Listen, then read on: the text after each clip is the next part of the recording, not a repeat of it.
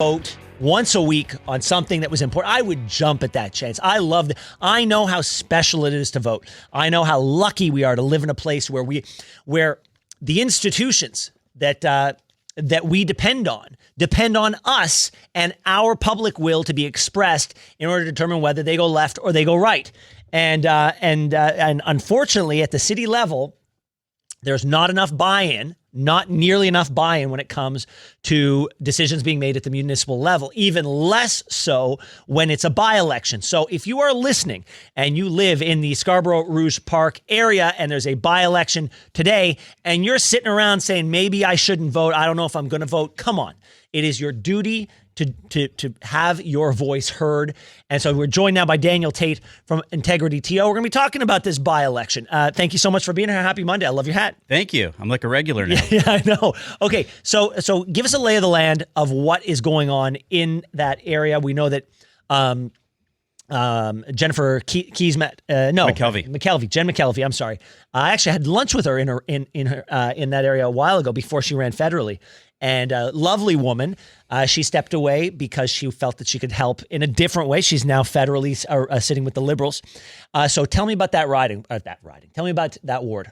Yeah, so it's Ward 25, Scarborough Rouge Park. It's the most easterly ward in our city. It's literally right at the border of Pickering. And it's a very diverse ward, a very large Chinese population, a large Tamil population, and others. And they're going to the polls today because McKelvey left her seat.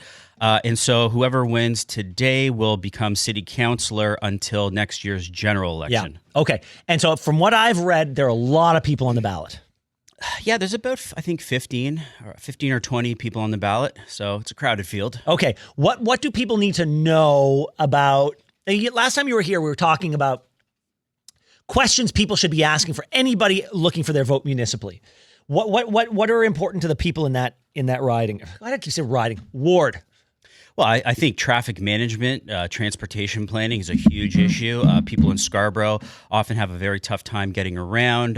They have, the transit options aren't great for them. And we also see in that ward in particular, there's a lot of bus-only red lanes, which is squeezing drivers.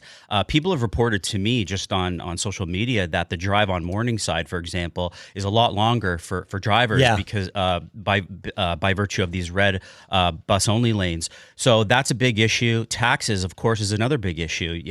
Taxpayers are paying more and more and more. And even in places like Scarborough, they don't feel like they're getting the value for their tax dollar. Can I tell you, like right outside this building, they put in one of those red bus lanes. And it's fine. You can paint the ground whatever color you want. But if you're going to do that, I would very much like it if it came with, I don't know, some sort of informational material so I could understand what this change is that you've now brought to the roadway. It never happens, ever. They do that and they stop short of ever informing me, okay, what am I allowed to do? What if I'm on the left of that and I want to get to the right? Am I allowed going across? I don't know.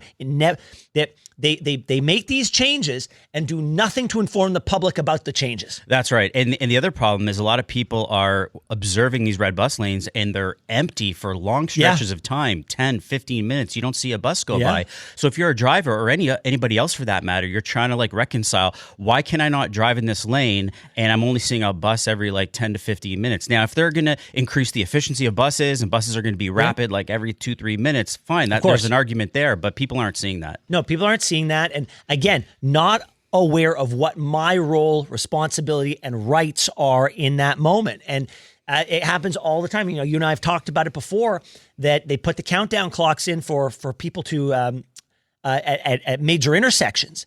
And they didn't inform pedestrians that when that hand starts flashing, it means you no longer have access. You no longer have priority, which means if you're not already walking on the street, drivers have priority to be able to take rights and lefts. And instead, they think I can walk until I see a zero. And what does that do? That causes congestion. Had they spent who knows how much money on giving people that information, traffic would be flowing a heck of a lot easier today in this city. Yeah, than there's so much inefficiency in this city with regards to transportation. I think the Transportation Services Division at City Hall needs another audit, not just a financial audit, but like a philosophy educational audit. Like, what are they doing? People who follow you on social media saw that you were at a Chris Moise informational meeting. Town hall. Town hall. Yeah. Tell me what that was about. Yeah, so we showed up at the town hall because anybody who lives in Toronto Centre, Ward 13, is not happy with the current state of affairs. We're not happy with our city councillor, Mr. Moise. The Right Honourable Councillor, yes. Mr. Moise. And so I showed up with a lot of other constituents, and we asked him the hard questions. One of the main issues was harm reduction. He's one of the biggest vocal advocates and champions of this harm reduction doctrine. And a lot of people were questioning him on that. And then the police were there as well. And of course, crime and public safety were top of mind.